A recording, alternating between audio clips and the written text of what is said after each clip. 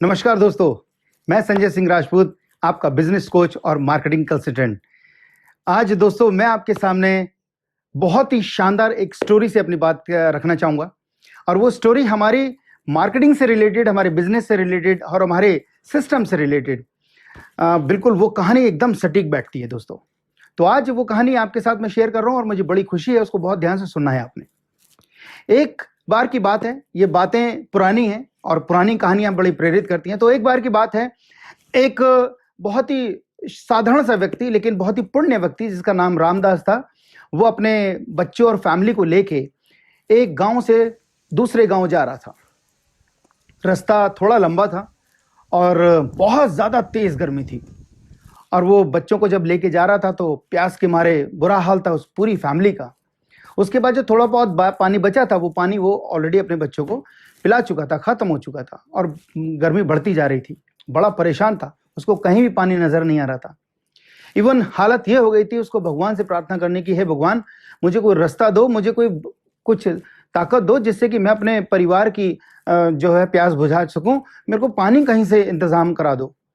तो अचानक उसको थोड़ी दूर पे एक कुटिया नजर आई जहां पर एक साधु जो है वो कुटिया में बैठा हुआ था और दो चार पेड़ थे उसके आसपास। तो वो उसने देखा, उस साधु के पास एकदम से भाग के गया। उसने कहा, बाबा पानी मिलेगा क्या? मेरे बच्चे बहुत परेशान हैं और बहुत प्यासे हैं। तो उसने कहा, कोई बात नहीं, मैं एक काम बताता हूँ, उसको करना है। उसने कहा, क्या? उसने कहा, देखो यहाँ से उत्तर दिशा में चले जाओ और एक कोस दूर के बाद, एक कोस यानी कि 1.5 किलोमीटर का कोस हुआ करता था उस टाइम।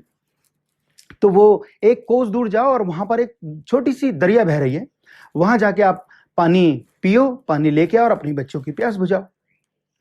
तो उसने कहा, ठीक है बाबा। बाबा के पैर छुए और अपनी फैमिली को वहीं छोड़ गया बाबा के पास, क्योंकि बाबा इतनी दूर अगर मैं लेके जाऊंगा, इनका वैसे ही बुरा हाल है तो ये और परेशान होंगे, तो मैं पानी अभी लेके आ रहा हूँ।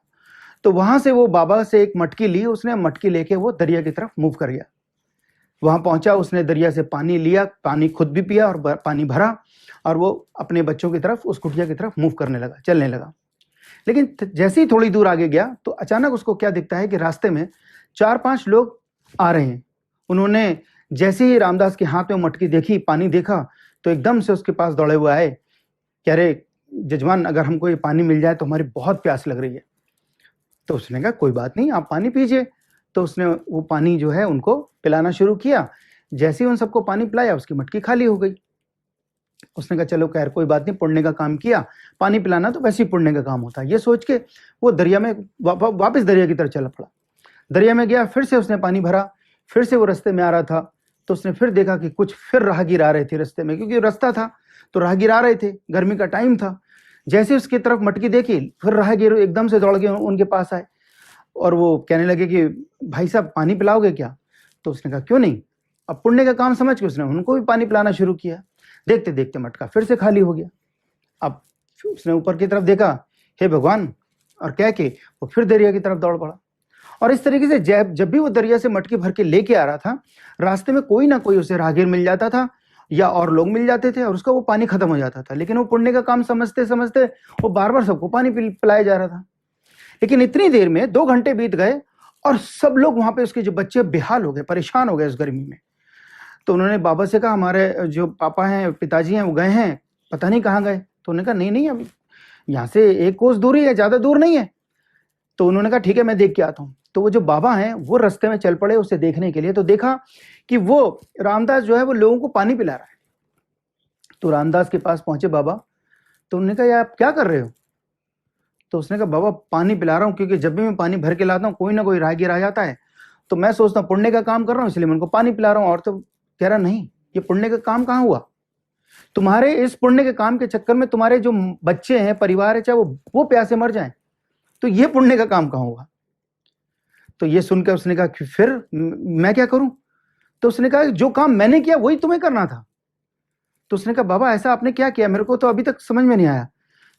तो बाबा ने बड़े प्यार से समझाया कि देखो, मैंने तुम्हें रास्ता बताया था, दरिया का रास्ता।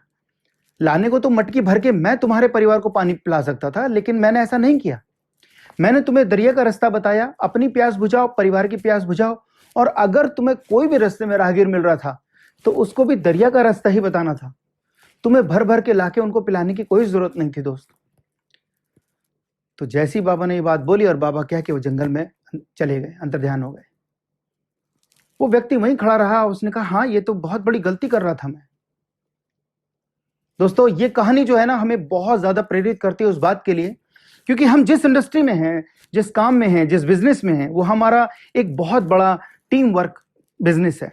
और अक्सर हमसे क्या गलती होती है कि हम वन मैन आर्मी बन जाते हैं और हम अपनी टीम को इंडिपेंडेंट यानी कि उनके पैरों पे नहीं खड़ा कर पाते हैं। सारे काम हम खुद करते हैं। हम सारे काम खुद करने के चक्कर में होता क्या है कि हम अपने लोगों को आगे नहीं सिखा पाते, नहीं डुप्लीकेट कर पाते। वही सबसे बड़ा कारण है कि जब लोग डुप्लीकेट नहीं होते, इंडिपेंडेंट नहीं होते, तो वो हमारे काम को, हमारे बिजनेस को ग्रोथ नहीं दे पाते। तो दोस्तों ये कहानी आपके लिए बहुत इंपॉर्टेंट थी। इस कहानी को हमेशा याद रखिएगा कि पानी भर भर के नहीं देना है, रास्ता बताना है।